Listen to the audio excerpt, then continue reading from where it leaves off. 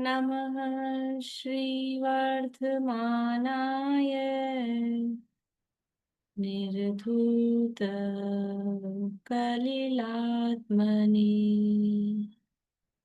सालोकानां त्रिलोकानां यद्विद्यादर्पणायते यद्विद्यादर्पणायते सकल पापमल प्रक्षालक श्रीवर्धमान को करुणमन लोकालोक प्रकाशित करने जिनकी विद्या है दर्पण जिनकी विद्या है दर्पण।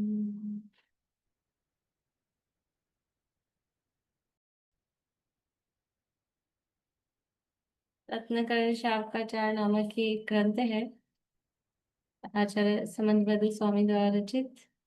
इसके अंतर्गत छठा भावना अधिकार अपना चल रहा है और इसमें तप भावना की चर्चा यहाँ अपनी चल रही थी। और इसमें बहिरंग तपों की चर्चा के बाद में अंतरंग तपों की चर्चा चल रही थी। उसमें भी प्रायश्चित, विनय, वैयावृत्य और स्वाध्याय स्वाध्याय तप तक की चर्चा अपनी हो गई थी। पेज नंबर 339 तक हो गया था। ख्याल आ रहा? रिपीट करने की जरूरत है नहीं, क्योंकि विषय सरल ही है, सबके ख्याल में ही है। स्वाध्याय के 5 भेद, वाचना, प्रश्न, अपेक्षा, आमना, धर्मोपदेश, ये चर्चा अपन ने की थी। अब आगे यहाँ वक्ता के स्वरूप की चर्चा कर रहे हैं। पेज नंबर 339 है, 339 नंबर पेज। ख्याल आ गया देखने से सबको? 339 नंबर पेज है रत्नाकर शावकाचार्य में।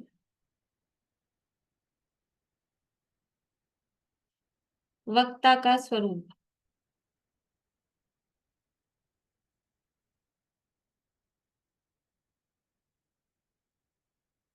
उपदेशदाता का अभिप्राय। देखो, क्यों वक्ता के स्वरूप क्यों बता रहे हैं? क्योंकि धर्मोपदेश की चर्चा ऊपर की थी, धर्मोपदेश स्वाध्याय। और धर्मोपदेश यानी जो उपदेश दे रहा है, तो उपदेश देने वाले को वक्ता कहते हैं, बोलने वाला, उपदेश देने वाला। तो कौन व्यक्ति उपदेश देने योग्य है? कोई भी उठ के आया और उपदेश, क्योंकि इन्होंने कहा है स्वाध्याय के 5 भेद हैं और उसमें एक भेद धर्मोपदेश भी है, एक अंग। तो हमको उपदेश देना चाहिए, तो कोई भी उठ के आके और उपदेश देना चालू कर दे, तो वो कह रहे हैं कि वो उचित नहीं है। इसलिए पहले उपदेश देने वाले का स्वरूप जानना भी आवश्यक है कि उपदेश देने का अधिकारी कौन है, कौन उपदेश देने के योग्य है। तो उसका वक्ता का स्वरूप यहाँ पर बता रहे हैं। उपदेशदाता का अभिप्राय ऐसा होता है कि किसी भी प्रकार से अनेकांत धर्म का यथावत स्वरूप श्रोताओं के हृदय में प्रवेश कर जाए, किसी भी प्रकार से संसार शरीर भोगों में राग घट जाए, किसी भी प्रकार से भेद विज्ञान प्रकट हो जाए। नहीं, जो उपदेश दे रहा है, जो वक्ता है, उसका अभिप्राय क्या होना चाहिए? ये तो कह रहे हैं अभिप्राय ऐसा होता है, वास्तव में ऐसा होता है और होना भी ऐसा ही चाहिए। क्या?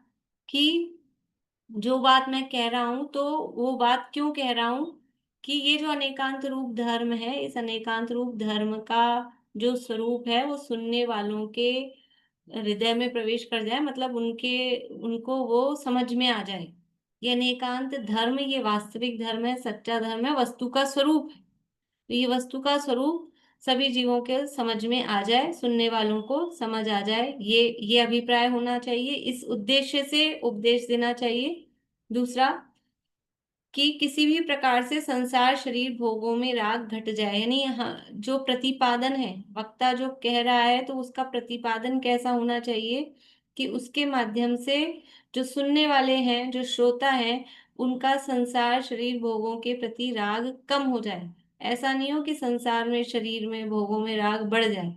प्रतिपादन ऐसा होना चाहिए, इस तरह का निरूपण होना चाहिए कि जिससे जीवों में राग घट जाए, मतलब वीतरागता की वृद्धि हो, वीतरागता उत्पन्न हो, वृद्धि हो, ये अभिप्राय रहे। और किसी भी प्रकार से भेद विज्ञान प्रकट हो जाए। देखो तीन बातें कही है। एक तो भेद विज्ञान की, शरीर से भेद विज्ञान प्रमुख रूप से, मुख्य रूप से पर पदार्थों में, पर पदार्थों से भेद विज्ञान, उसमें शरीर से भेद विज्ञान की जीव अलग है, मैं अलग हूँ, और ये शरीर अचेतन पदार्थ ये अलग है। तो जो भी मतलब उपदेश में जो उपदेश दिया जा रहा है, तो वो उपदेश किस चीज का होना चाहिए। कुछ भी आके उपदेश देने लग जाए, हम हमारे धर्मोपदेश हो गया, ऐसा नहीं है। जो भी उपदेश दिया जा रहा है तो उसमें ये ध्यान रखने वाली बात है, तीन चीजें, कि भेद विज्ञान की प्रधानता हो, भेद विज्ञान परक उपदेश हो। दूसरी बात कि वीतरागता उत्पन्न हो, राग द्वेष कम हो, संसार शरीर भोगों के प्रति जो राग आसक्ति, देखो संसार शरीर भोगों के प्रति आसक्ति तो अनादिकालीन चली ही आ रही है, उसमें क्या आश्चर्य है। उनकी प्रेरणा दे भोगों, मतलब किसी को ये सिखाने की जरूरत पड़ती है अपने बच्चों से प्रेम करो, अपने परिवार से प्रेम करो। वो तो अनादिकाल के संस्कार हैं, वो अपने आप ही होता ही है, नहीं कहते हुए भी, मना करते हुए भी होता ही है, तो उसकी जरूरत नहीं है। लेकिन संसार शरीर भोगों का वास्तविक स्वरूप बताकर, ये क्या है उनका वास्तविक स्वरूप, उनका वास्तविक स्वरूप है कि ये अनित्य है, अशरण है, अशुचि है, शरीर का स्वरूप अशुचि है, और इनमें कहीं सुख नहीं है। जीव अकेला ही आया है, अकेला ही जाएगा, अपने सुख दुख का भोगता अकेला ही होता है। ये संसार शरीर भोगों का वास्तविक स्वरूप बताकर, ये वास्तविक स्वरूप बताकर उनके प्रति आसक्ति कम, उनसे द्वेष उत्पन्न कराना प्रयोजन नहीं है, वीतरागता उत्पन्न कराना प्रयोजन है। वीतरागता का मतलब ये है कि न राग उत्पन्न हो, न द्वेष उत्पन्न हो। राग तो है ही पहले से, अब राग को हटाकर और फिर द्वेष उत्पन्न करा दिया तो कोई फायदा नहीं हुआ। वो तो कुएं से निकाल के खाई में पटक दिया, खाई से निकाल के कुएं में पटक दिया, वो बात हो गई। तो वीतरागता उत्पन्न कराना प्रयोजन है। तो वस्तु का वास्तविक स्वरूप बताकर फिर ना उससे राग हो ना उससे द्वेष हो, तो वीतरागता उत्पन्न हो, ये प्रयोजन। और अनेकांत स्वरूप जो वस्तु का वास्तविक स्वरूप है, और ये जो धर्म है ये अनेकांत रूप है, तो उस धर्म के प्रति प्रीति उत्पन्न हो, धर्म के प्रति समझ लो एकत्व ममत्व का परिणाम उत्पन्न हो, क्योंकि जीव धर्म से विमुख हो रहे हैं। धर्मोपदेश का मुख्य प्रयोजन क्या है। देखो एक तो खुद को धर्म में लगाना और एक दूसरे को धर्म में लगाना। तो खुद को धर्म में लगाने के लिए भेद विज्ञान वितरागता वो खुद को धर्म में लगाने के लिए आवश्यक है। लेकिन जो अन्य जीवों को ये धर्म में लगाने का यदि प्रयोजन है, तो क्योंकि अन्य जीव धर्म से विमुख हो रहे हैं, विषय का शय में लीन है, तो धर्म का सच्चा स्वरूप बताकर धर्म में अनुरक्ति। कुछ और याद आ रहा है इसी, इन्हीं शब्दों से कोई और याद आ रही बात आपको, कि संसार शरीर भोगों से वैराग्य और धर्म में अनुरक्ति, क्या है ये चीज।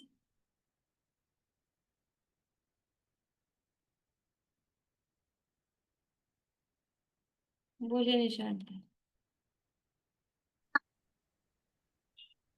फिर से बोलिए, आवाज नहीं आई। संवेग। हाँ, बढ़िया, बहुत अच्छा। संवेग, संवेग भावना में ये चिंतन करते हैं, संवेग और निर्वेग दो कहो या एक भी कहो, संवेग संसार शरीर भोगों से विरक्ति और धर्म में अनुरक्ति। तो अनेकांत स्वरूप जो धर्म में है, धर्म है उसमें प्रीति उत्पन्न हो, संसार शरीर भोगों से विरक्ति उत्पन्न हो, और शरीर और आत्मा का भेद विज्ञान प्रकट हो, ये उपदेश का मुख्य प्रयोजन होता है, और ये होना चाहिए। इसके अलावा क्या हो सकता है, इसके अलावा क्या प्रयोजन हो सकता है, ये तो प्रयोजन होता है। इसके अलावा ये प्रयोजन आजकल मतलब ये चल गया कि खुद का वक्ता ये चाहता है मेरा नाम मान सम्मान, लोगों को भेद विज्ञान हो, कि उनकी धर्म में अनुरक्ति हो, ये कोई प्रयोजन नहीं है। जैसे तैसे कैसे करके लोग मुझे जान जाएं, मेरा नाम हो जाए, मेरा मान सम्मान हो जाए, ये प्रयोजन हो गया। तो वास्तव में धर्मोपदेश नहीं है, वो स्वाध्याय का पाठ नहीं है, वो कषाय है, और वो संसार का कारण है। तो यहाँ कह रहे हैं उपदेशदाता का अभिप्राय ऐसा होता है कि किसी भी प्रकार से अनेकांत धर्म का यथावत स्वरूप श्रोताओं के हृदय में प्रवेश कर जाए, किसी भी प्रकार से संसार शरीर भोगों में राग घट जाए, किसी भी प्रकार से भेद विज्ञान प्रकट हो जाए। जिस वक्ता का अभिप्राय ऐसा होता है, वही सत्यार्थ धर्म का उपदेश करता है।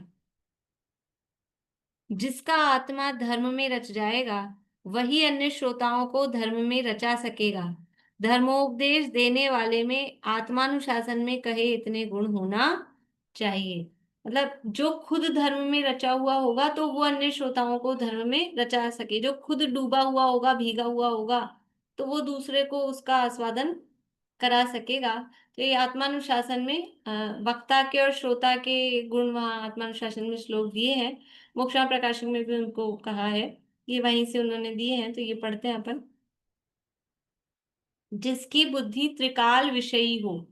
त्रिकाल विषयी हो अर्थात जो पिछली अनेक परंपराएं परमागम से नहीं जानता है, वह यथावत वस्तु का स्वरूप नहीं कह सकता है। जिसे वर्तमान का वस्तु के स्वरूप का ज्ञान नहीं होगा, वह विरुद्ध कथन कर देगा। जिसे भविष्य के परिपाक का ज्ञान नहीं होगा, वह अयोग्य कह देगा।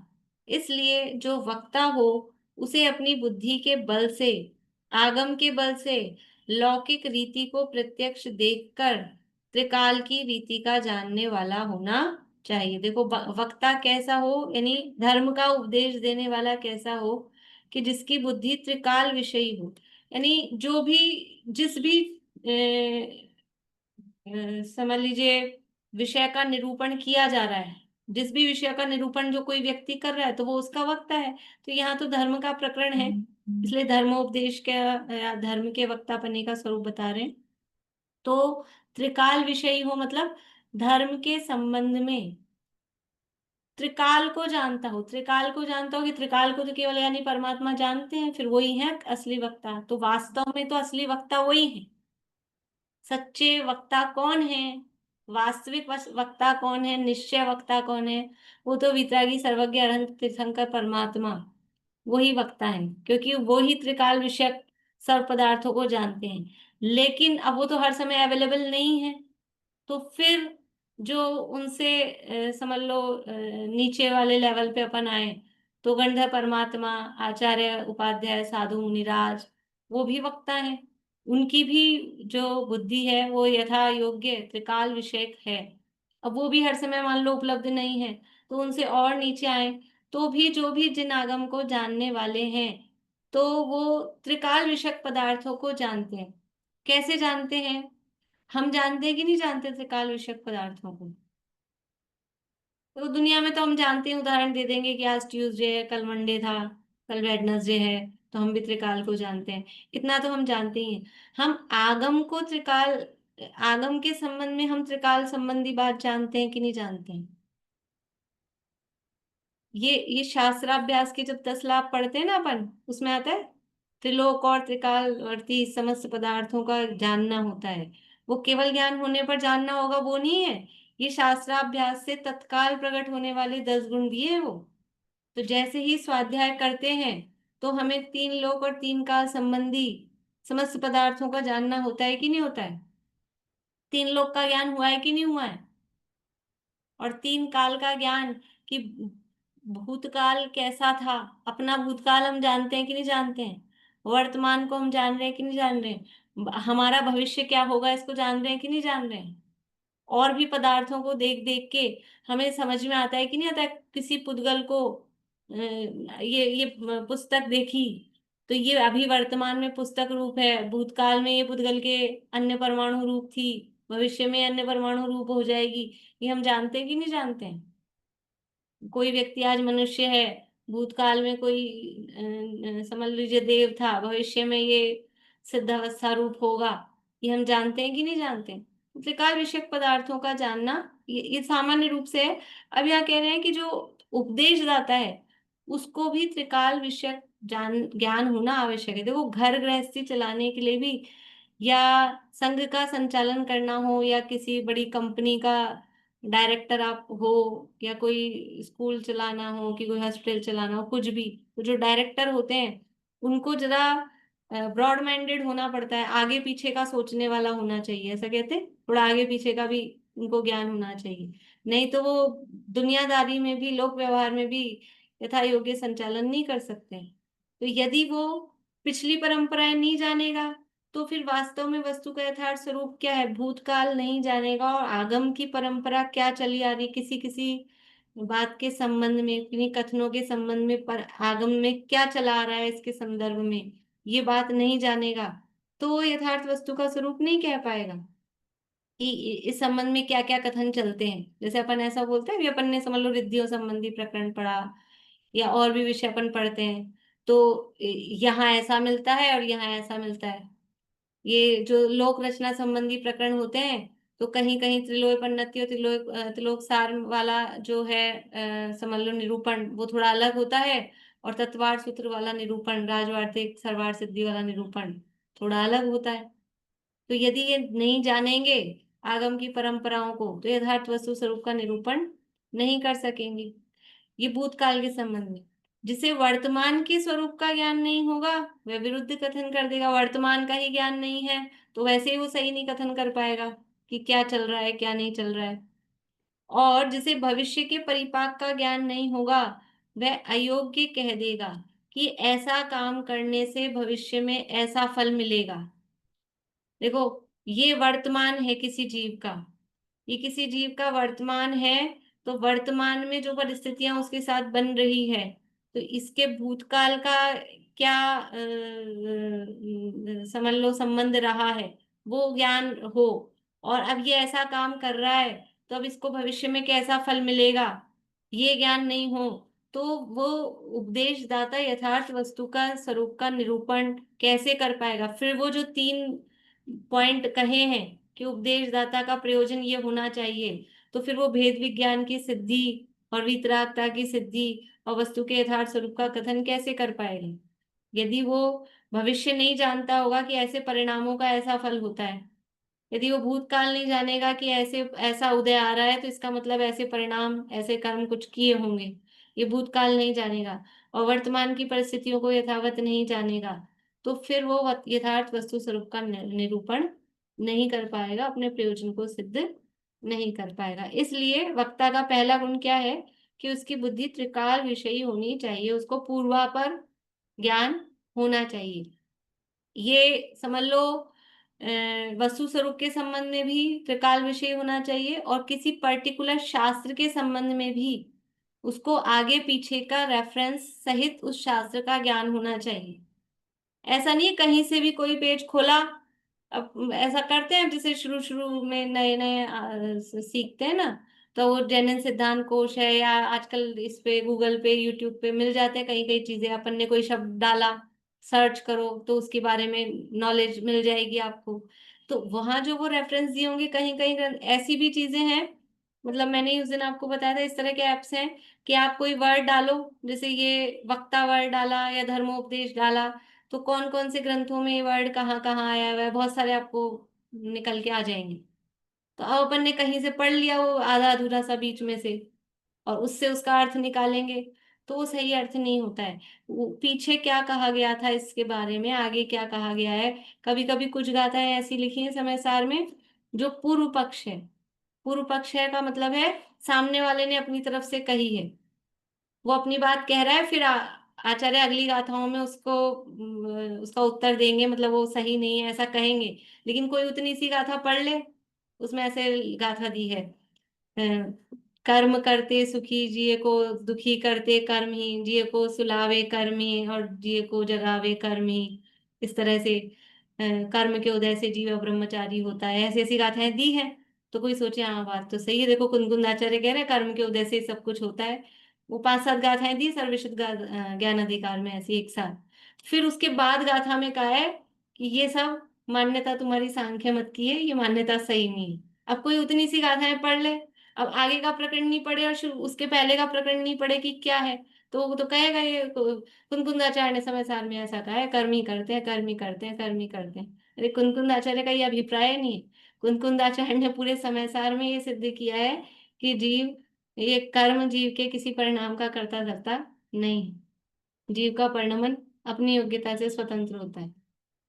तो ऐसा आगे मतलब उस पर्टिकुलर शास्त्र का भी भूत भविष्य का मतलब है आगे पीछे का ज्ञान होना चाहिए, उस प्रकरण का भी आगे पीछे का ज्ञान होना चाहिए, और वस्तु स्वरूप के संबंध में भी त्रिकाल विषय ज्ञान होना चाहिए। तो ये वक्ता का पहला गुण है कि जिसकी बुद्धि त्रिकाल विषयी हो।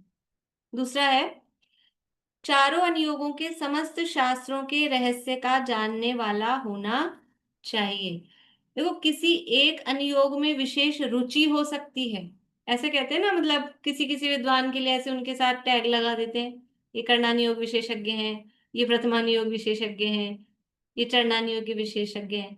पर ऐसा नहीं होता है। ना तो कोई पर्टिकुलर शास्त्र किसी एक अनुयोग का पूरी तरह से किसी एक अनुयोग का होता है, ऐसा नहीं होता है। चारों ही अनुयोग के बिना कोई शास्त्र लिखा ही नहीं जा सकता है। ना ही कोई वक्ता यदि है तो वो किसी एक ही अनुयोग का वक्ता हो, ऐसा हो ही नहीं सकता है। ये जरूर हो सकता है कि किसी की विशेष रुचि किसी में हो, किसी की विशेष नॉलेज किसी के बारे में हो, वो एक अलग बात है। लेकिन फिर भी एक सामान्य रूप से चारों अनुयोगों का ज्ञाता वो वक्ता होता ही होता है। जैसे डॉक्टर बनते हैं तो स्पेशलिस्ट कब बनते हैं? ये पहले तो एमबीबीएस नॉर्मल, मतलब एक कॉमन जो शरीर विज्ञान जो भी जानकारी है, वो एक कॉमन डिग्री तो सबको लेनी ही पड़ती है। उसके बाद में अब आप आंख के स्पेशलिस्ट बन रहे हो कि हार्ट के बन रहे हो कि ब्रेन के बन रहे हो, वो स्पेशलाइजेशन वो एक अलग चीज हो जाती है। लेकिन एक सामान्य जानकारी, कोई ऐसा हो हार्ट का स्पेशलिस्ट हो लेकिन उसको बिल्कुल बुखार में कौन सी दवाई देनी चाहिए उसको नॉलेज ही नहीं हो, ऐसा हो सकता है कि सामान्य ज्ञान तो होता ही है। तो ऐसे ही चारों नियोगों का ज्ञाता वो वक्ता होता ही है। जो चारों नियोगों के रहस्य को नहीं जानेगा तथा वक्तापना करेगा तो श्रोताओं को यथावत नहीं समझा सकेगा। क्योंकि यदि प्रमाण का कथन आ गया, नयों का कथन आ गया, निक्षेपों का कथन आ गया, गुणस्थान मारणा स्थान का कथन आ गया, तीन लोकों का कथन आ गया, कर्म प्रकृतियों का कथन आ गया, आचार का कथन आ गया, तो जाने बिना यथावत निशंक संशय रहित व्याख्यान नहीं कर सकेगा। इसलिए वक्ता को सभी अनुयोगों के सभी शास्त्रों के रहस्य का ज्ञाता होना चाहिए। देखो प्रमाण नय निक्षेप ये जो कथन कहे ये कौन से अनुयोग के हैं? प्रमाण नय निक्षेप का कथन कहा ना, ये कौन से अनुयोग के कथन कहे हैं सुनीता आंटी? न्याय के है ना, द्रव्यानुयोग के। हाँ द्रव्यानुयोग, बढ़िया, द्रव्यानुयोग की पार्ट है न्याय, तो द्रव्यानुयोग के हैं। फिर कहा गुणस्थान मागना स्थान तीन लोक कर्म प्रकृति, ये सब कौन सा अनुयोग आ गया है? कर्णानुयोग, ठीक है ना। और फिर इसके बाद में आचार का कथन, तो ये चरणानुयोग। प्रथमानुयोग तो कथा वाला है इसलिए उसको थोड़ा गौण कर देते हैं। तो तीनों अनुयोग की बात की, तो अगर कोई भी कथन आ गया अब उस थोड़ी बहुत भी ऐसे नॉलेज ही नहीं है, बिल्कुल ही जीरो है, तो फिर वो यथावत निशंक संशय रहित व्याख्यान नहीं कर सकेगा। देखो जिस विषय की कमांड होती ना, जो जो विषय अपने को स्पष्ट है खुद को माइंड में, तो वो अच्छे से अपने आप ही समझाने में आता है। फिर उसके लिए ऐसा नहीं होता है जैसा कभी कभी हम ऐसे कहते हैं हमको समझ में तो आ गया लेकिन समझा नहीं पा रही, इसका मतलब यह है कि समझ में नहीं आया। मतलब ये है, क्योंकि यदि कोई विषय समझ में आ जाता है तो ऐसा होता ही नहीं कि समझा नहीं पाए, और समझा पाते हैं तो इस तभी वो होता है कि वो समझ में आ गया। तो वो खुद को ये निशंक वर्ड दिया है ना कि निशंक संशय रहित, यदि खुद को उसका अभ्यास अच्छा है तो फिर आराम से निरूपण कर सकता है, नो डाउट, बिल्कुल कोई उसको डाउट नहीं रहेगा। अब खुद का ही अभ्यास नहीं है फिर कंफ्यूज है तो हाँ, वो बोलने में दम नहीं आता है, वक्तापने में फिर वो जोर भी नहीं आएगा, और फिर वो जोर नहीं आएगा तो श्रोताओं पर प्रभाव भी नहीं पड़ेगा। इस श्रोताओं के हृदय में भी वो बात, क्योंकि वो समझ उनको समझ में आएगा ये खुद ही कंफ्यूज है, इनको खुद को समझ नहीं आ रहा है, तो फिर वो श्रद्धा नहीं बैठती है उस, इसलिए सभी अनुयोगों के रहस्य का ज्ञाता होना चाहिए। आगे कहते हैं लोक रीति का जानकार यानी ज्ञाता होना चाहिए। यदि लौकिक रचना बनाव में मूढ़ होगा तो वह लोक विरुद्ध व्याख्यान करेगा। देखो वक्ता है तो खाली बस धर्म की किताबों का, शास्त्रों का, इन्हीं का ज्ञान हो, दुनियादारी का कुछ ही ज्ञान नहीं हो, ऐसा नहीं होना चाहिए। दुनियादारी का भी थोड़ा बहुत ज्ञान, दुनिया में क्या चल रहा है क्या है उसका भी ज्ञान होना चाहिए। इसलिए क्योंकि जो वर्तमान जो परिस्थितियां हैं तो उससे भी वक्ता श्रोता आपस में कनेक्टेड रहते हैं। अब लोक रीति का दुनिया में क्या चलता है, क्या रीति रिवाज है, उसका ज्ञान नहीं हो और फिर कथन करे कुछ भी, तो ऐसा वो वक्तापना फिर यथार्थ नहीं होता है। आगे, जिसको भोजन, वस्त्र, स्थान, धन, यश, अभिमान की चाह होगी, वह वक्ता यथार्थ व्याख्यान नहीं कर सकेगा, लोगों को प्रसन्न करना चाहेगा। लोभी के यथार्थ सत्यार्थ वक्तापना नहीं होता है। यानी वक्ता को लोभी नहीं होना चाहिए। अभी जो शुरू में 3 पॉइंट कहे थे ना कि क्या उसका प्रयोजन होना चाहिए, उपदेश का प्रयोजन क्या है, तो उसमें यही कि उपदेश का प्रयोजन यदि ये लोभ है, क्या लोभ है, कि हमारा यश हो जाए, अभिमान मिल जाए, या फिर हम अच्छा प्रवचन करेंगे तो हमारे भोजन की व्यवस्था हो जाएगी, ऐसा भोजन आदि की, वस्त्र आदि की, हमको रहने को जगह मिल जाएगी, नौकरी पानी मिल जाएगा, किसी भी तरह की वो ख्याति लाभ पूजा पद प्रतिष्ठा धन दौलत, इस तरह की कोई भी चाह होगी तो वक्तापना यथार्थ नहीं होगा। वो फिर वो मोक्ष प्रकाशक में तो बहुत लिखा है टोडामल साहब ने, बहुत ऐसे ऐसे शब्द लिखे हैं, छठे अधिकार में भी लिखे हैं काफी, कि मतलब वो खाली वो भांड है, वो लोगों को प्रसन्न कर रहा है, मनोरंजन कर रहा है, जैसे वो आके खेल तमाशा दिखा के प्रसन्न करते हैं ना, मदारी टाइप के, इस तरह के काफी उसमें वो लिखे हैं कि अगर इस खाली लोगों को प्रसन्न करने के लिए और वक्ता बना है भाई, तो वो वास्तव में वो अभिप्राय खोटा है, अभिप्राय गलत है, और उसका फल भी खोटी दुर्गति की प्राप्ति होती है। फिर है, वक्ता की बुद्धि तत्काल उत्तर देने वाली होनी चाहिए। यदि वक्ता वक्ता तत्काल उत्तर नहीं दे पाता है तो सभा में क्षोभ हो जाता है। सभा में उपस्थित श्रोताओं को वक्ता की दृढ़ प्रतीति नहीं रह जाएगी। यानी क्योंकि अब वक्ता बने हो आप तो सामने से प्रश्न आएंगे। अब प्रश्न आए, हर ही प्रश्न का उत्तर कल बताऊंगा, पूछ के बताऊंगा, मतलब कोई भी प्रश्न का उत्तर नहीं दे पा रहे हैं, तो फिर वो श्रोताओं में फिर वही समझ लो श्रद्धा जागृत नहीं हो पाती है, सभा में शोर उत्पन्न हो जाता है। तो प्रश्न का उत्तर देने वाला होना चाहिए, उसके लिए क्या करे, कितने प्रश्न याद करके आए हैं आप लोग, क्वेश्चन पेपर दे दिया करो भाई, ये तो फिर हम पढ़ के आए हैं थोड़ा सा, जैसे इम्पोर्टेंट इम्पोर्टेंट बता दो, फिर वक्ता क्या क्या याद करके आए, क्या क्या तैयारी करके आए, कि वो नहीं है। यहाँ तो अभ्यास इतना होता है ना, कि अभ्यास इस तरह का है शास्त्र का, कि कोई किसी भी तरह का प्रश्न यदि पूछता है तो वो तत्काल उसका उत्तर देना वाला होना चाहिए। पर तत्काल उत्तर देने वाला होना चाहिए इसका मतलब सारे ही प्रश्नों के जवाब आ जाए, कभी कोई जवाब नहीं आए, ऐसा नहीं है। कुछ करना नहीं होगा इत्यादि के या ऐसे जो प्रश्न होते हैं, तो यदि नहीं आ रहा है यथावत तो फिर कुछ भी घुमा फिरा के बता दिया, विनंत तो का है, वो तुरंत उत्तर देना चाहिए, वो अपन उत्तर नहीं दे पाए तो ऐसा भी नहीं। यथार्थ सही ज्ञान है, जैसा आता है सही आता है तो बताए, अदरवाइज वही कि इस विषय में हमको ज्ञान नहीं है तो बाद में बताए। पर फिर भी जो भी अध्यात्मिक या द्रव्यानुयोग के या सामान्य जो प्रश्न है वो उनका उत्तर तत्काल बनना चाहिए। वक्ता को मंद कशाई होना चाहिए। मंद कशाई हुए बिना लोभी कपटी क्रोधी अभिमानी का दिया उपदेश कोई अंगीकार नहीं करता है। कषाय की मंदता ये तो सामान्य गुण है लोक व्यवहार में भी।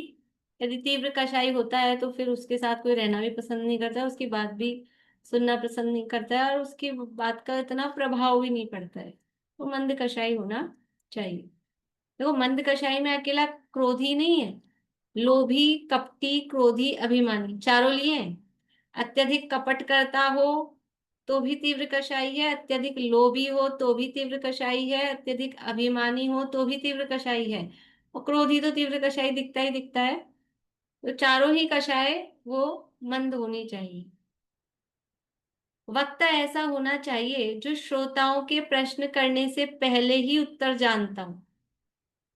प्रश्न करने से पहले ही उत्तर जानता हो मतलब है प्रश्न करने से पहले ही ये क्या प्रश्न करेंगे ये जानता है।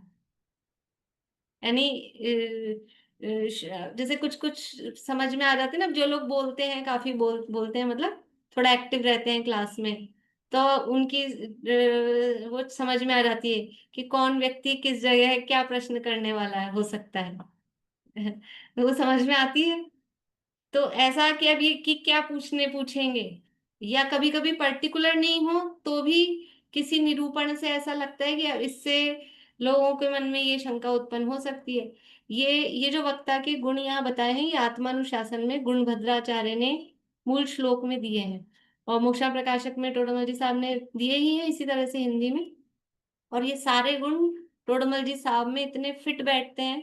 आप देखो, मोक्षा प्रकाशक पढ़ेंगे तो अपने मन में, मतलब हम पढ़ेंगे कोई प्रकरण और हमको कोई प्रश्न उठेगा कि मतलब अगर हम वास्तव में पढ़ रहे हैं, पढ़ रहे हैं का मतलब आंखों से नहीं पढ़ रहे हैं, बुद्धि से यदि हम उसको रुचि पूर्वक पढ़ रहे हैं, तो हमारे मन में तुरंत कोई प्रश्न उठता है वो प्रकरण पढ़ के। और आगे आप अगला पैराग्राफ पढ़ोगे तो प्रश्न लिखा हुआ मिलेगा आपको।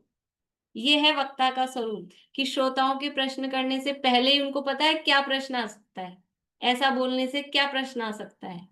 तो उस तरह से वो मतलब ये तो श्रेष्ठ वक्ता जो है, उसके हिसाब से यहाँ बता रहे हैं। बोलिए। मैम, ये तो एक है ना, मोक्षमार्ग प्रकाशक में तो दिए हुए हैं, और ये इसमें भी एक तरह के पॉइंट बन गए हैं ये भी, कि हाँ आप अपन पॉइंट। क्वेश्चन आंसर्स कर सकते हैं इस टाइप के। हाँ, जो जो बोल्ड दिए है ना, ये पॉइंट ही है, ये बोल्ड हाँ, दिए हुए हैं, वो सब पॉइंट ही है बिल्कुल। और उसके मतलब नंबर भी डाले हुए हैं ना, 4 5 6 ऐसा नंबर भी डाले गए हैं। हम्म। तो वक्ता ऐसा होना चाहिए जो श्रोताओं के प्रश्न करने से पहले ही उत्तर जानता हो। यदि आप ऐसा कहते हो तो ऐसा है, और यदि ऐसा कहते हो तो ऐसा है। मतलब वो पहले खुद ही बताएगा कि यदि आप बोलने नहीं देगा सामने वाले को, पहले ही खुद कहेंगे कि अगर हम ऐसा कह रहे हैं, अब आप इसके जवाब में ये कहोगे तो इसका जवाब ये है, और अगर आप इसका जवाब हाँ दोगे या ना दोगे जो भी, तो दोनों तरह से। जैसा ऐसा सर्वज्ञ सिद्धि के प्रकरण में कहते हैं कि जो तुम कहते हो कि सर्वज्ञ नहीं है, तो बताओ कि कहाँ, यदि तुम कहोगे इस क्षेत्र में नहीं है, इस काल में नहीं है, तो तुम ही सर्वज्ञ हो गए, तुमने सर्वज्ञ को देखा है क्या, ऐसा करके। तो वो इस तरह की बात वो यहाँ बताई गई है। यदि आप ऐसा कहते हो तो ऐसा है, और यदि ऐसा कहते हो तो ऐसा है। इस प्रकार व्याख्यान ही ऐसा करना कि श्रोताओं को प्रश्न ही उत्पन्न नहीं हो सके, पहले से ही प्रश्नों का रास्ता बंद करता हुआ व्याख्यान करता है। क्योंकि यदि बहुत प्रश्न होने लगे तो सभा में क्षोभ मच जाएगा। मतलब वो निरूपण ही इस तरह करेगा कि प्रश्नों को उठने ही नहीं देगा, खुद ही प्रश्न उठा उठा के समाधान कर देगा, तो सभा में से प्रश्न कोई कर ही नहीं पाएगा। वक्ता को सहनशील होना चाहिए। यदि कोई आकर प्रबल यानी कठिन प्रश्न कर दे तो क्रोध नहीं करना चाहिए। यदि प्रश्न सुनकर वक्ता क्रोधी हो जाए तो कोई प्रश्न नहीं कर सकेगा, श्रोताओं की शंका नहीं मिट पाएगी। वो वक्ता की जिम्मेदारी वास्तव में माँ की जैसी होती है। जैसे छोटा बच्चा होता है, बहुत प्रश्न करता है, और बहुत जिज्ञासाएं होती है, तो माँ कितने प्रेम से, यदि पहले दूसरे प्रश्न में वो गुस्सा करने लग जाए, तो फिर वो बच्चा आगे से पूछेगा नहीं। या मतलब हर चीज में, या बच्चे ने आके कोई गलती की, वो बच्चे आके शुरू शुरू में सब बताते हैं माँ को आके, उनको पता नहीं है गलत काम हो तो आके अपनी बहादुरी बताते हैं, मम्मी मम्मी आज मैं देखो एक रबड़ उठा लाया किसी का। तो यदि आते ही बुरी तरह से डांटना चालू किया, तो वो आगे से हो सकता है वो चुराना तो बंद नहीं करे, और वो बताएगा नहीं आप। तो ऐसे ही किसी ने प्रश्न किया और फिर उसको डांटना चालू किया, तो वो आगे से प्रश्न नहीं करेगा, उनकी जिज्ञासाएं, मतलब वो जो विकास का मार्ग है वो अवरुद्ध हो जाता है। तो इसी तरह से वक्ता को भी थोड़ा सहनशील और धैर्यशील होना चाहिए, प्रश्न सुनकर क्रोध नहीं करना चाहिए। वक्ता में प्रभुत्व गुण होना चाहिए। श्रोता जिसको अपने से ऊंचा जानते हैं उसी की शिक्षा ग्रहण करते हैं। दीन की नीच की शिक्षा कौन ग्रहण करता है। अतः वक्ता को जगत में मान्य प्रभु होना चाहिए। प्रभुत्व गुण होना चाहिए का मतलब घमंडी होना चाहिए नहीं, लेकिन एक प्रभाव होना चाहिए। प्रभुत्व का मतलब है वक्ता का प्रभाव होना चाहिए, उसको श्रोताओं से हीन खुद भी अपने आप को फील ना करे और श्रोता उसको अपने से उच्च ही फील करे, तभी वो उसकी बात ग्रहण कर पाएंगे।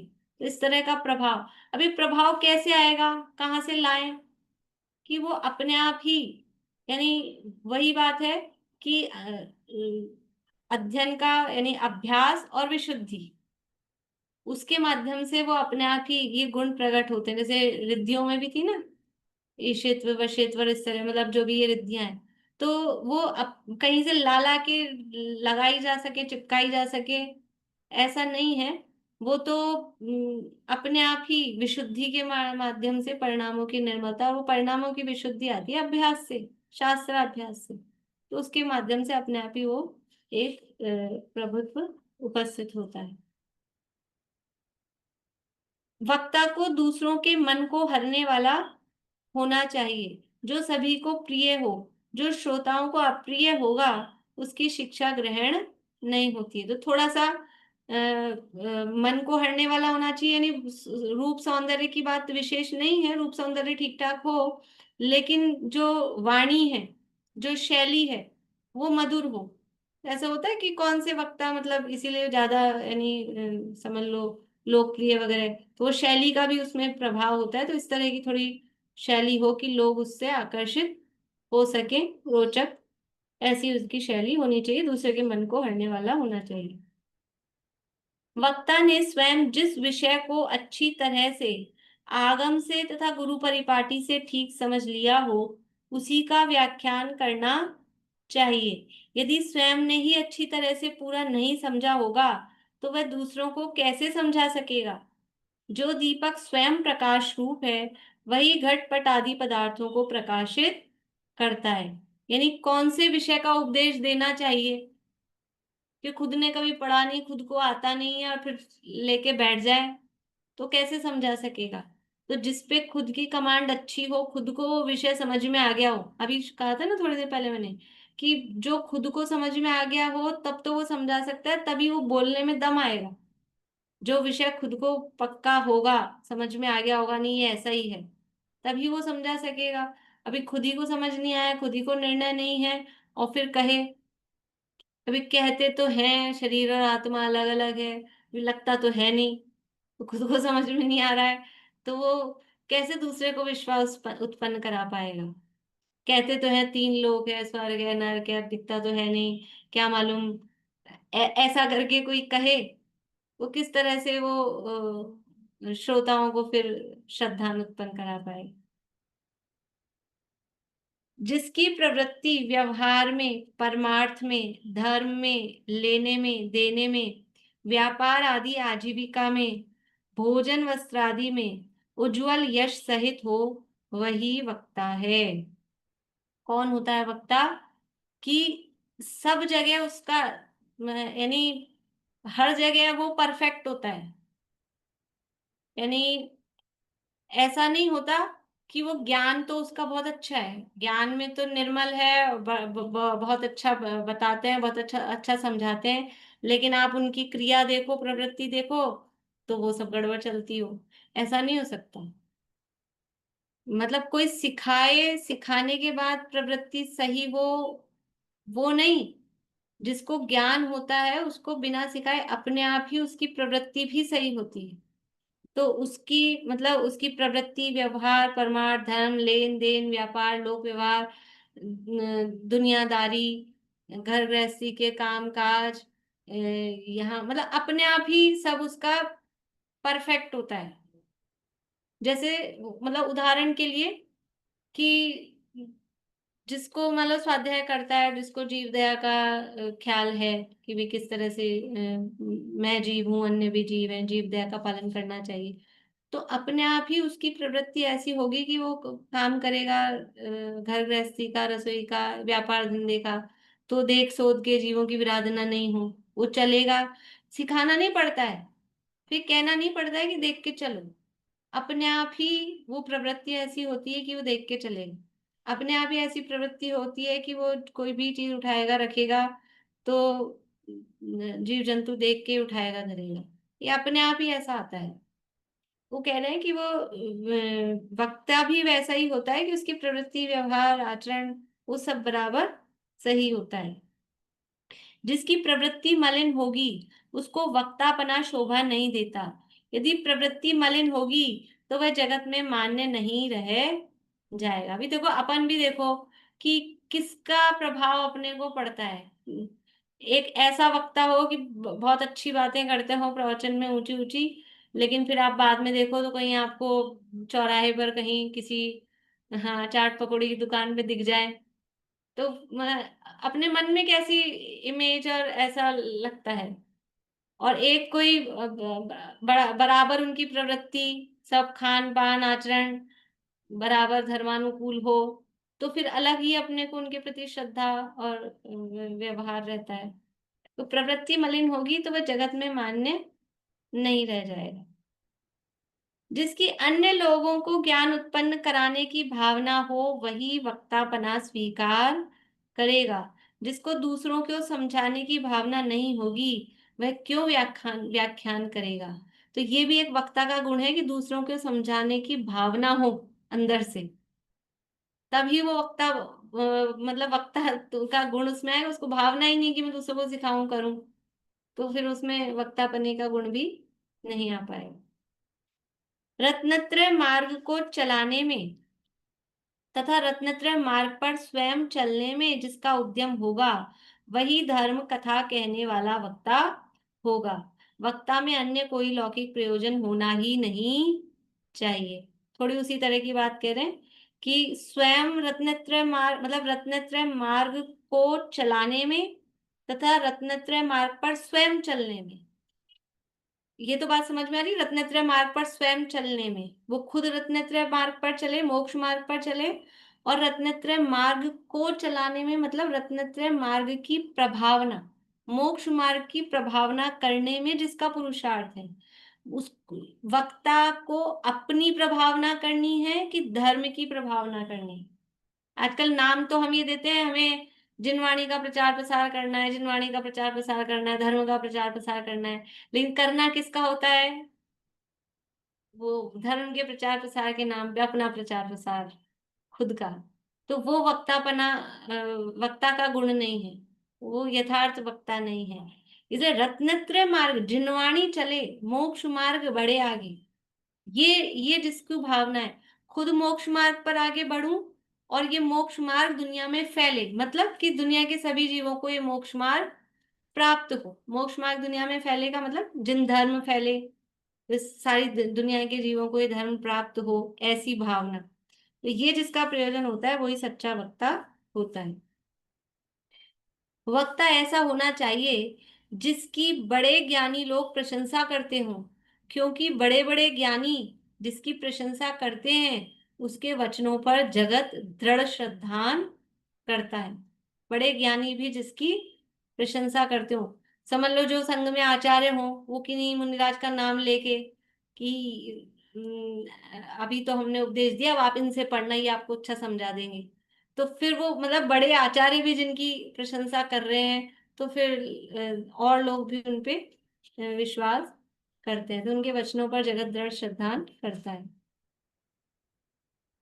वक्ता को उद्धतता से रहित होना चाहिए। देखो, ज्ञानी लोग प्रशंसा करते हो तो ज्ञानियों से प्रशंसा प्राप्त करने के लिए क्या करें? अब हमारी प्रशंसा कैसे करें ज्ञानी लोग? तो फिर क्या करें? उनकी चापलूसी करें, बटरिंग करें, तो वो फिर हमारी प्रशंसा करें, उनको रोज आम की पेटी भिजवाएं कि बादाम भिजवाएं कि क्या करें, तो उनके आगे पीछे घूमे? ऐसा नहीं। यदि आप कुछ ऐसा करके दिखाते हैं, आप समझ लो अध्ययन कर रहे हैं, स्वाध्याय कर रहे हैं, याद कर रहे हैं और जीवन में उतार रहे हैं, तो अपने आप ही ज्ञान, मतलब जो आचार्य हैं वो अपने आप ही आपकी प्रशंसा करेंगे उससे। तो प्रशंसा कैसे होगी? प्रशंसा इससे नहीं होगी कि आप उनकी, या समझ लो कुछ, अब संघ में तो क्या है, कुछ लेने देने का व्यवहार नहीं है, लेकिन जाके उनकी चापलूसी करें, जा जाके बस आप महाराज, आप ही हो, आप ही हो, आप ही हो, ऐसा करके गुणगान करें, और अध्ययन पढ़ाई लिखाई कुछ ना करें, तो आचार्य भी समझते हैं कि ये खाली यथार्थ यदि सही है और वो आचार्य भी ऐसे ही हों, तो फिर तो कहना ही क्या। लेकिन जो यथार्थ सत्यार्थ होगा, मतलब ये तो आचार्य अपन उदाहरण ले रहे हैं, कोई भी कहीं भी देख लो, ऑफिस में कोई बॉस हो, घर गृहस्थी में हो, कहीं भी हो, उदाहरण स्वरूप लिया है। लेकिन वो व्यक्ति को पहचानता है, जो सही व्यक्ति होता है वो पहचानता है ये खाली चापलूस है और ये सच्चा व्यक्ति है, ये काम करने वाला व्यक्ति है। तो ज्ञानी लोग प्रशंसा करें, इसलिए ज्ञानी वर्ड दिया है। ज्ञानी लोग प्रशंसा करते हैं, अर्थात खाली चापलूसी वाली नहीं, वो व्यक्ति को पहचान कर प्रशंसा करते हैं ज्ञानी। तो उसके वचनों पर फिर जगत दृढ़ श्रद्धान करता है। वक्ता को उद्धतता से रहित होना चाहिए। यदि वक्ता उद्धत होगा तो वह सभी को अप्रिय हो जाएगा। उद्धतता नहीं, वक्ता ऐसा नहीं हो कि कुछ भी मतलब वचनों में, कथन में उटपटांग कुछ भी बोले करे, कथन इस तरह के जो दूसरों के लिए अविनय वाले हों, दूसरे का अपमान करने वाले हों, इस तरह के वचन नहीं होने चाहिए। हितमित प्रिय तो सभी के लिए, अकेले मुनिराजों के लिए नहीं है। हितमित प्रिय वचन बोलना ये सभी के लिए एक गुण है। पूरा कर लेंगे इसको, वक्ता वाले सरल से ही है एकदम इतना। वक्ता लोक रीति, देश काल, श्रोताओं की सद्भावना, दुष्टता, प्रवीणता, मूढ़ता, शक्तता, अशक्तता आदि सभी जानकर ऐसा उपदेश करे जिसे सभी लोग बड़े आदर से ग्रहण करें। लोक ज्ञाता हुए बिना यथा योग्य उपदेश नहीं होता। दुनियादारी का वो पीछे भी आया ये बात, लोक रीति को, देश काल को, क्या माहौल चल रहा है, कोरोना का माहौल चल रहा है, तो उस संबंध में, और उस समय इस तरह की वक्ताओं के प्रतिपादन में संजीव जी के में तो बहुत है कि असली कोरोना क्या है, कि या ये अपने मिथ्यात्व आत्मा का कोरोना है, और मतलब सभी वक्ताओं के में लगभग उस तरह हुआ था। अभी युद्ध की परिस्थिति बन रही, तो उस संबंध में, और फिर उससे जब ऐसी परिस्थिति होती है तो सबके मन भी समझ लो उस समय विक्षिप्त रहते हैं, अस्थिर रहते हैं। तो उस तरह का प्रतिपादन हो कि सबको शांति भी प्राप्त हो, मन में भी थोड़ी स्थिरता है। तो वो सब भी, वो ज्ञान ही नहीं होगा बाहर क्या चल रहा है और कुछ का कुछ बोले, तो वो उससे सही प्रभाव नहीं पड़ता है। वक्ता में कोमलता गुण होना चाहिए। कठोर परिणामी के कठोर वचन आदरने योग्य नहीं होते हैं, उसे श्रोता सुनना नहीं चाहते हैं। अत्यधिक कठोर शब्द यानी वक्ता के नहीं होने चाहिए। वक्ता को वक्तापने द्वारा धन भोग आदि की इच्छा नहीं होनी चाहिए। वक्ता के मुख से अक्षरों का स्पष्ट उच्चारण होना चाहिए। स्पष्ट अक्षरों को बोले बिना समझ में नहीं आता। ये भी एक गुण है कि जो यानी भाषा है और जो वचन है वो स्पष्ट होने चाहिए। शब्द ही स्पष्ट नहीं हो, उसमें क्लियरिटी नहीं हो, तो लोगों को समझ में नहीं आएगा। वक्ता के अक्षर ऐसे मीठे हों कि श्रोता को ऐसा लगे जैसे वक्ता ने कानों के द्वार से सभी अंगों को अमृत से सींच दिया हो। देखो ये तो मिठास है, वो वाणी की मिठास, मतलब शब्द किस तरह से आप बोल रहे हो, थोड़ी शैली और उसका, और जो ऊपर वाला था अक्षरों का स्पष्ट उच्चारण, ये तो समझ लो भाषा वर्गनाओं का जो परिणमन है। तो वो जो वॉइस है, मतलब अपनी वोकल जो चीज है, वो स्पष्ट होनी चाहिए। तुतलाहट या इस तरह से वैसा नहीं होना चाहिए। वो शारीरिक एक गुण की तरफ से हुआ पहला, ऊपर वाला जो था, और जो नीचे वाला है वो खुद का यानी मधुर भाषा बोले, उस तरह से होना चाहिए। वक्ता ऐसा हो जिसका स्वामित्व श्रोताजन समझते हो, अपना मानते हो, मतलब वक्ता को जो श्रोता है वो अपना मानते हो, उन पर अपना मतलब वो स्वामित्व रखते हो। इस तरह से वक्ता यानी प्रिय होना चाहिए श्रोताओं को, ये इसका भाव है। सम्यक दर्शन, ज्ञान, चारित्र, वात्सल्य आदि अनेक गुणों का निधान हो। और रत्नत्रयधारी वक्ता हो तो फिर कहना ही क्या है, रत्नत्रय का धारी वक्ता हो। ऐसे वक्तापने के अनेक गुणों से युक्त जो हो वही धर्म कथा का वक्ता होता है। ऐसे गुणों के धारक वक्ता का उपदेश कोई महाभाग्यवान पुण्यवान लोगों को मिलता है। सम्यक देशना लब्धि का प्राप्त होना अनंत काल में भी दुर्लभ है। ये सच्चे वक्ता मिले और सच्ची देशना लब्धि मिले, वो अत्यंत दुर्लभ है। इस तरह से वक्ता के स्वरूप का कथन यहाँ पर धर्मोपदेश के प्रकरण में दिया है। अभी तो वक्ता की स्वरूप का प्रकरण दिया है, तो आप पढ़ो, हमको क्यों पढ़ाया? हमको क्या जरूरत थी ये पढ़ाने की? तो आप सीखो कि ऐसा नहीं है, हम सभी अपने अपने कहीं ना कहीं स्थान पर वक्ता होते हैं। और चलो हम खुद नहीं हो तो फिर हम कैसे वक्ता से सुने, इसका निर्णय भी हमें करना चाहिए। और कभी ना कभी किसी ना किसी प्रसंग पे हम सब में वो वक्ता बनने का गुण आता है, तो ये सब गुणों का ख्याल हमको रखना चाहिए। और यदि हम अपने आप को श्रोता मानते हैं तो आगे अब श्रोता का स्वरूप भी कहने वाले हैं। और वास्तव में ना तो मैं वक्ता हूँ, ना मैं श्रोता हूँ, ये तो अवस्थाएं हैं। और जो वक्ता होता है वो श्रोता होता है कि नहीं होता है? जो वक्ता होता है वो बहरा थोड़ी ना होता है, वो भी सुनता है। तो वो भी श्रोता तो होता ही होता है। उस श्रोता का स्वरूप तो समझने योग्य है ही है, वो चर्चा आगे कल करेंगे।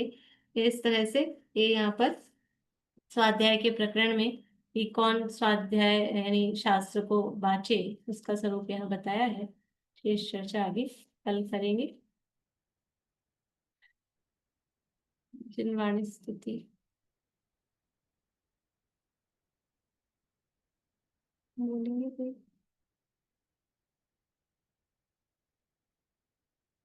बोलिए अर्चना जी।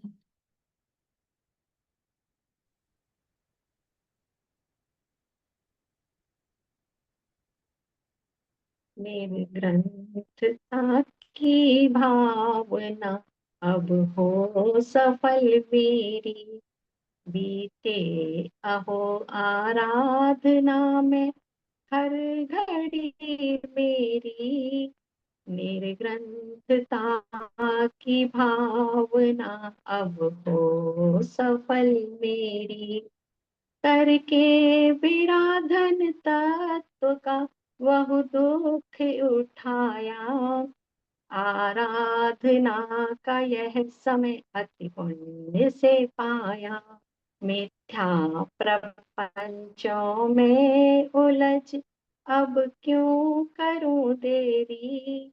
मेरे ग्रंथता की भावना अब हो सफल मेरी, बीते अहो आराधना में हर घड़ी मेरी।